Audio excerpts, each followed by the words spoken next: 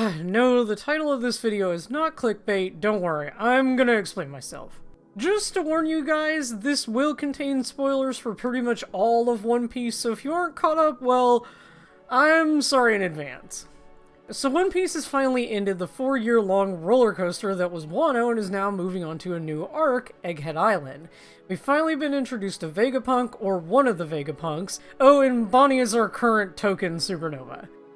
While I was writing this script, the most recent chapter was 1063, but I know more recent chapters have come out, though Egghead is not the main topic of this video. What I want to talk about is something I like to call One Piece burnout. I've wanted to sort of explain this phenomenon for a while now, and no, this isn't like a community term, it's more something that I've noticed, and I think I can explain it pretty well now that Wano has ended.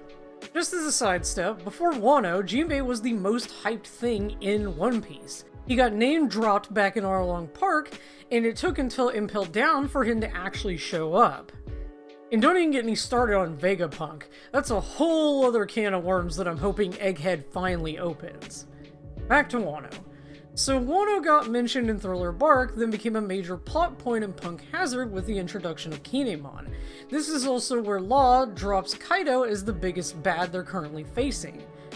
So over the next couple of arcs, despite the gang dealing with Caesar and the Don Quixote family, Kaido was always painted as being the biggest threat. Heck, Oda put so much faith in the idea of Kaido being the strongest, he let Luffy and the others go fight Big Mom first, another of the 4 emperors. It's also nuts that Oda decided to put so many heavy hitters one after the other. Caesar, Doflamingo, Big Mom, Kaido, all of these are fairly strong and devastating characters. So Wano was essentially hyped up for 13 years, and as of right now, it is the longest arc in One Piece. I know saying Kaido was like the final boss sorta doesn't make sense, because we all know One Piece wasn't going to end after Wano, but Oda really put his all into it. We dealt with 2 emperors in this arc. The boys and the crew got all massive bounty increases. A lot happened. And now that it's done, I feel like people are going to be upset because they know the next arc might not be as epic. But KT, Wano was the epic arc.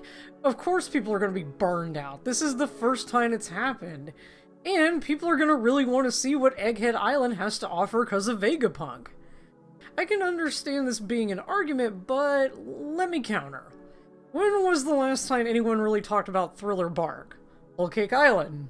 Fishman Island, heck, Skypiea is memed as the arc we skip over. Just because the arc has important bits in it doesn't mean it's not going to be seen as one of the arcs you can skip. So let me use Ines Lottie and Robin as pre-time skip examples. We meet Nico Robin at the end of Whiskey Peak. She's painted as being a fairly formidable foe, and then we're told to keep her in the back of our minds for Little Garden and Drum Island. Eventually, we get back to Alabaster, Luffy defeats Crocodile, and Robin joins the crew. Robin ends up being established as a very well-rounded character. She can read poneglyphs, her devil fruit is insanely strong, she's really smart. We also get to see her shine the most in Skypiea, an arc everyone is told to skip. There's a reason her pre-time skip version is so well liked to how she is now. Skypiea is also a great arc for the Mary and Usopp, as well as introducing us to the concept of hockey. Oh, and Inner. There's a whole generation of One Piece fans who barely know who this guy is because of the whole skip Skypiea meme. Let's move on to Water 7 and Enies Lobby. These 2 are considered to be some of the best arcs in One Piece, if not the best by quite a few. Water 7 and Enies Lobby are packed with so much turmoil, it's really the first time we get to see this emotion for the crew as a whole. Yes, preceding arcs had emotional scenes, mainly consisting of Nami, Vivi, and Chopper, but this was for everyone. I don't need to sit here and explain why these arcs are good, because we all know why we like them. We all cried over the boat. Don't pretend you didn't. And then Thriller Bark happened. Thriller Bark is a wonderful example of the change of pace Oda likes to interject into One Piece from time to time. Yes, this arc is still important, but it has a different style and atmosphere. Here we get introduced to Brook, the fun Skelly Man, Moria, one of the 7 warlords, and a whole plethora of goofy and fun-looking baddies. Oh, and Lola. Lola. L-O-E-A, Lola. And this is the arc where Kaido and Wano get name-dropped. But no one really seems to care. This is another big you can skip that one arcs. And this also happens again post-Summit War. Sabaody, Impel Down, and Marineford are all insanely intense arcs. Sabaody essentially shows the crew and Luffy that there are enemies out there that are far stronger than they could imagine, with the advent of Kuma appearing and them separating. Luffy now goes on a mission to save Ace from an execution by delving into the perils of Impel Down, and it all culminates in Marineford for the Summit War.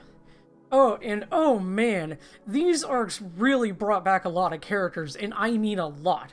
Crocodile, Bon Clay, Buggy, Ace, Blackbeard, Doflamingo, and Jinbei finally got introduced along with so many others. Boa, Ivankov, Whitebeard, Marco, Akainu, Kizaru, Sengoku. I could go on forever.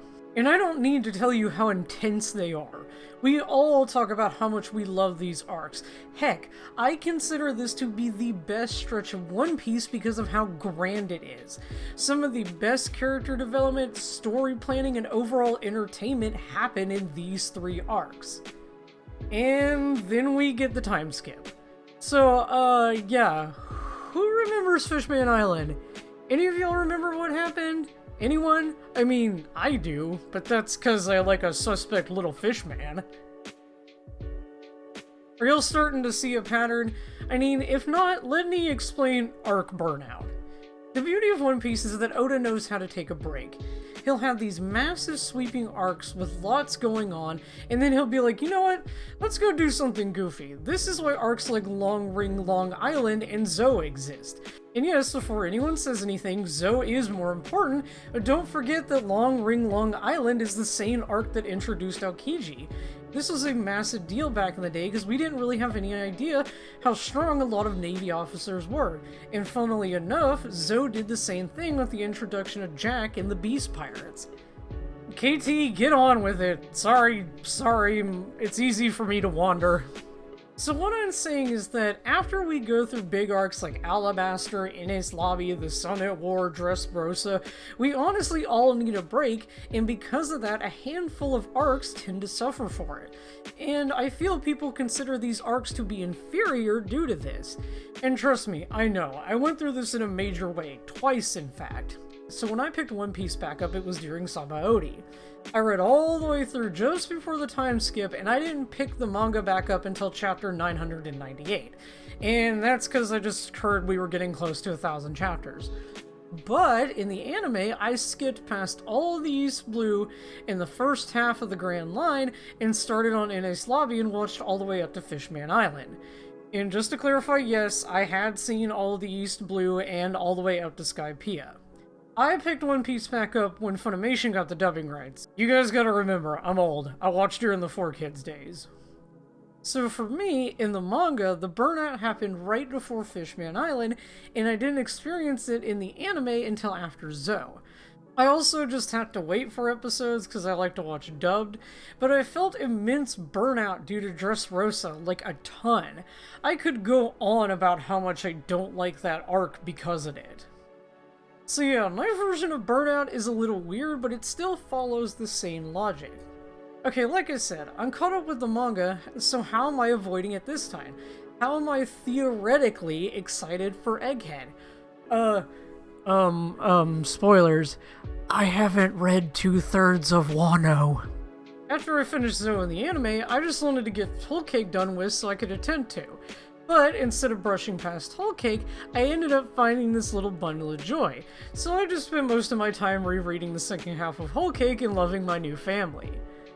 Like I said earlier, I did pick One Piece back up at chapter 998, me thinking Luffy was close to defeating Kaido, and I still had to wait a year until he actually did it. Don't get me wrong, the fight was awesome, I love Gear 5, but still, I am actively refusing to get this One Piece arc burnout again. I've been craving a new arc for so long because I'm so sick and tired of everything being about Wano. But KT, you haven't actually read Wano. You can't criticize it. I'm not actually criticizing it. I didn't say anything bad about the arc itself, I'm talking about the length of time it's taken to complete, and the length of time people will spend reading it or watching it. Yes, the anime is slow as molasses, but even the manga's a lot to take in. It's an ordeal, and it's going to affect how the fandom treats the series going forward, whether we like it or not. I actually wrote up a whole reason why people should like the smaller arcs or the less viewed ones by explaining why I love Whole Cake, but it just turned into a rant about Veggie, so I'm gonna spare all y'all. In conclusion, I suppose, I get it. People are tired, y'all need a break, but let's be kind to the new arc.